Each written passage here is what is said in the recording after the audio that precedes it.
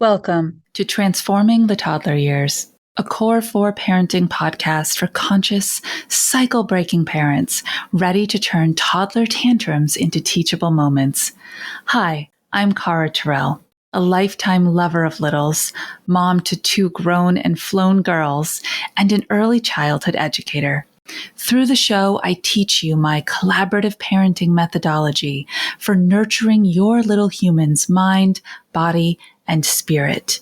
Because how you connect and collaborate in the first 5 years is how you raise happy, healthy kids who grow into the best version of themselves and find true success in school and life. Welcome back, Toddler Tribe. Today we are talking about the difference between traits and characteristics. This is one of my favorite bodies of research to dive into, to really pull apart our identity inside our humanness. And I explored a little bit in the course that I have for you, Transforming the Toddler Years, in the nature versus nurture section. So let's get right into it, shall we? Have you ever said to yourself, I was just born that way? Have you ever looked at your toddlers and said, oh, they've always been like that. They were just born that way. What exactly are you referring to? That's my question for you. I, by nature, have black hair. I was literally born that way. That is a trait of mine. It's biological, and it was given to me at conception, and it came to be true when my hair grew in, right? That's a trait. The shape of my nose, that's a trait. These are physical traits. Now, what about emotional traits? Right, we talk about those by calling them personality traits. As a child, I was put into the calm, not quiet. I had a voice, liked to talk, chatty, but very cautious. I didn't like to take risks. I really enjoyed watching other people do it first. And maybe I would take the risk and maybe I wouldn't. I was put into that personality bucket of kind, empathetic, intuitively connected to other people, friendly, extrovert, definitely outgoing. That was me, right? And we grow through our personality traits. They are meant to evolve within us as we grow from toddlerhood into school age, young adult, and then adulthood. The things that come easily to us, to embrace them. Now, remember, everything has another side.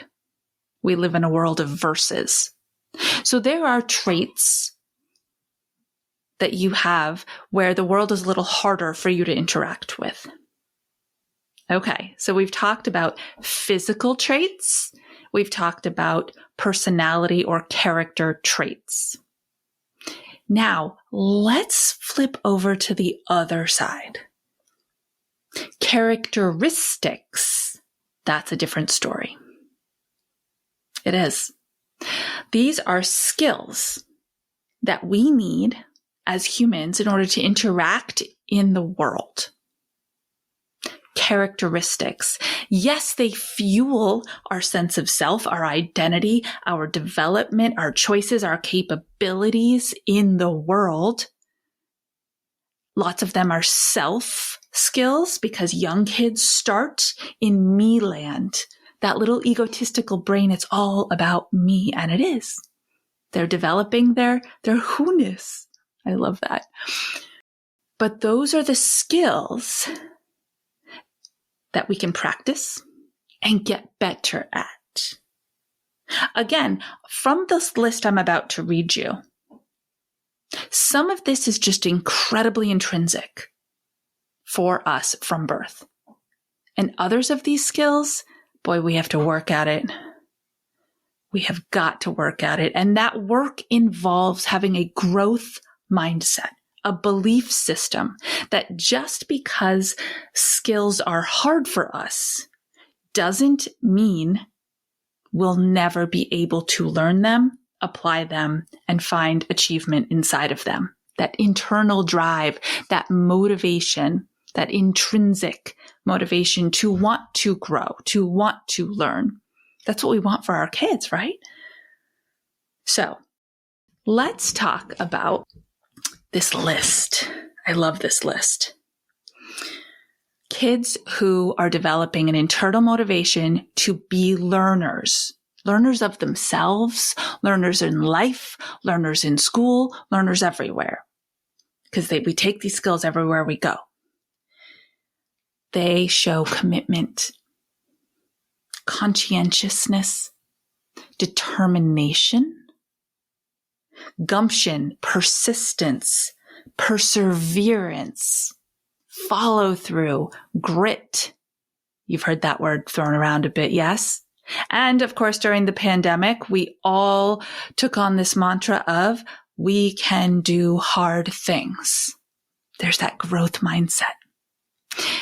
This is how you want to really support your child to grow into those skills. Now, am I preaching to the choir? Of course. What parent doesn't want this? If I ask you directly, tell me who you would like to raise, you're going to list a lot of these things. You're going to say a lot more too. Friendly, kind, team player, empathetic, compassionate, shows up for others when they need, all the things, right? On time, maybe that's important to you. That punctuality piece and that if I started, I finish it piece. You know what matters to you because that's your value-based system. When we look at our kids in a moment, when they are not embodying those skills and we play it off by just saying, oh, he's always been that way. Not great at sharing, just born that way. Two really big things are happening. One, it's just not true. Sharing is a skill. The ability to borrow something from somebody else and then return it to them. The ability to wait for it to return to you. These are skills. They're not traits. Secondly, you're robbing your child of the opportunity to practice that skill. I'm going to say that again. And I know it sounds a little harsh, but it's just accurate. You're robbing your child of an opportunity to practice that skill. Practice does not mean get it right. It doesn't mean the perfect outcome. There could still be some high emotion. There could still be a little fallout. But when we're in a learning zone, it's uncomfortable. So by downplaying it, oh, it's just not great at that. You are allowing your child to sit inside their comfort zone, their safety zone. I'm going to use another really strong word. And it's because I love you so much. It's because I know you have goals and you want to be the parent who can bring your child there. You want to be the teacher who can lift your class there. When you hear those words come out of your mouth, you are enabling them to stay stuck in what is hard for them. It's true. Our job as parents, as teachers, as nannies, as caregivers, consistent, engaged caregivers in infants, toddlers, and preschoolers' lives is to lift them up. To say, I know this is hard for you. I know this is a skill that you have yet to achieve. but I am here to help you practice it. One of the ways I do this with kids is a game that I usually add a melody to called My Turn, Your Turn. It's our job to clean up this area before we move on to lunch. Let's do it together. My turn, your turn. My turn, your turn. And if you are watching this episode on our YouTube channel, then you're watching me use the sign language for my turn, your turn as well. Notice how I'm stacking sensory experiences for kids. I gave the direction. I could have easily just said, oh, cleaning up is such a battle with this kid. This kid is just not a cleaner. It's not them. But it's a skill. And we are going to work together to make it happen, right? So I laid the groundwork. I put down the boundary. It is time to clean up this area. I made it a we, not a you. Let's work together to get this done.